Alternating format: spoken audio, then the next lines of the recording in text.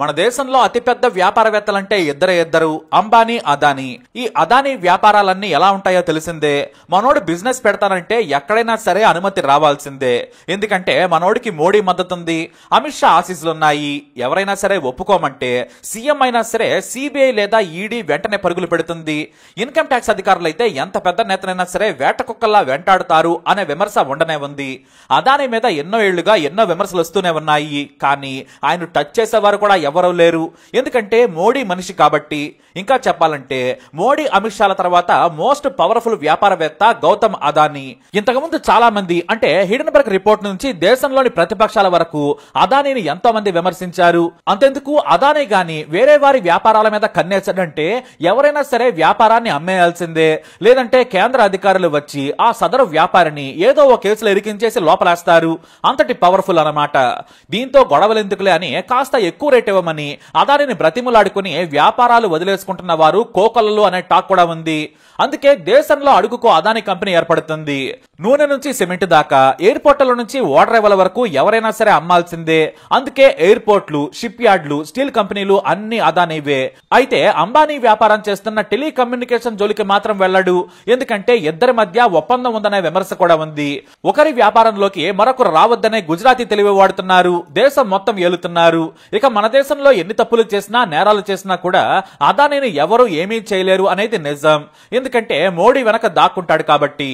కానీ అమెరికాలోని federal court మాత్రం అదానీ దొరికితే అరెస్ట్ చేయాలని వారెంట్ జారీ చేసింది. అంతెందుకు, అతని మేనల్లుడు సాగర్ అదానీతో పాటు మరో 6గురిపై కేసులు కూడా నమోదయ్యాయి.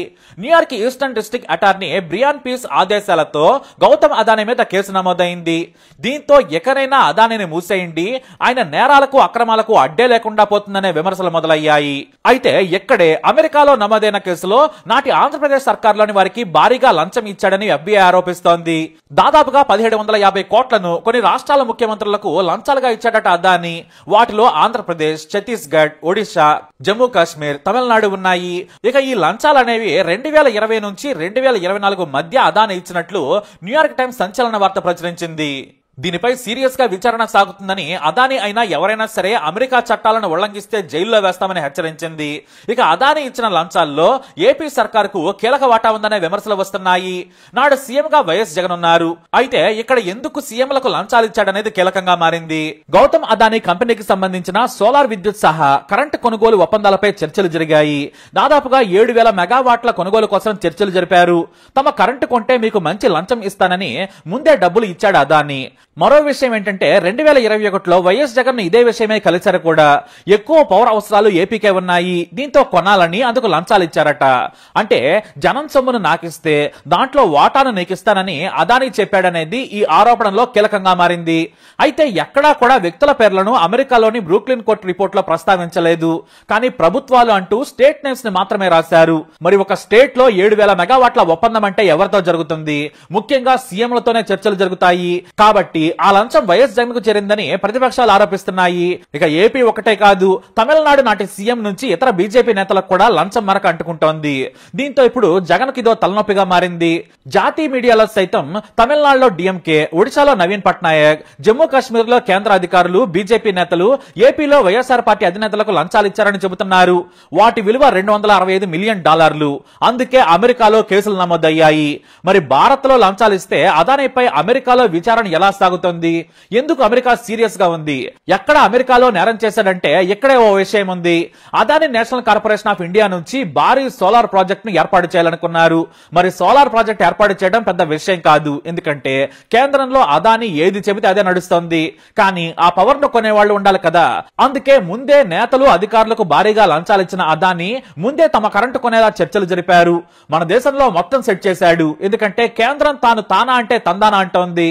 కేంద్రం ఆధీనంలో సోలార్ ఎనర్జీ కార్పొరేషన్ ఆఫ్ ఇండియాకు 12 గిగావాట్ల సోలార్ పవర్ ను సప్లై చేస్తామని అదానీ కంపెనీతో పాటు అజ్యూర్ పవర్ అనే మరో కంపెనీ కలిసి ఒప్పందం చేసుకున్నాయి. ఈ అజ్యూర్ పవర్ అమెరికాకు చెందిన కంపెనీ. ఈ కంపెనీ ఏకంగా అమెరికా స్టాక్ మార్కెట్ లో రిజిస్టర్ అయిన కంపెనీ. దీంతో కలిసి అదానీ ఏకంగా అమెరికాలో నిధుల వేట మొదలు పెట్టాడు. తమకు అంతర్జాతీయ ఫైనాన్షియల్ సంస్థలు, బ్యాంకులు రుణాలు ఇచ్చేలా ఒప్పందం చేసుకున్నాడనేది ఆరోపణ. ఇందుకోసం అజ్యూర్ తో కలిసి అదానీ, అతని మేనల్లుడు, ఇతర కంపెనీ ప్రతినిధులు అమెరికాలో మకామేశారు. తప్పుడు డాక్యుమెంట్లు, తప్పుడు వివరాలు చెప్పి రుణాలు సేకరించే పనిలో పడ్డారు.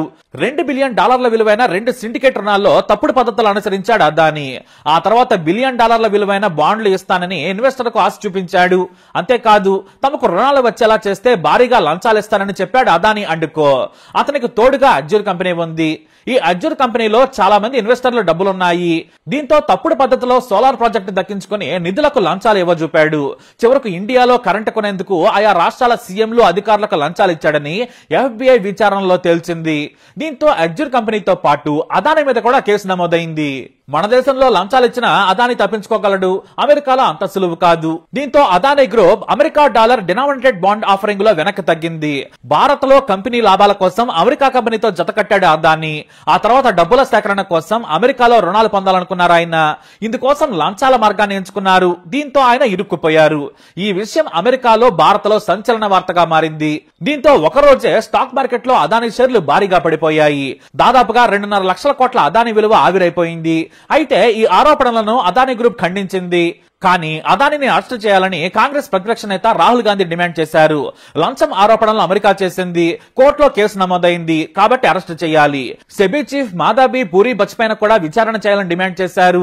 మోదీ అదానీల బంధం భారత్ లో ఉన్నంత వరకే, అమెరికాలో కాదు. అదానీ యథేచ్ఛగా చట్టాలను ఉల్లంఘిస్తున్నారని, దేశంలోని ఆస్తులన్నీ కొల్లగొట్టారని రాహుల్ గాంధీ ఆరోపిస్తున్నారు.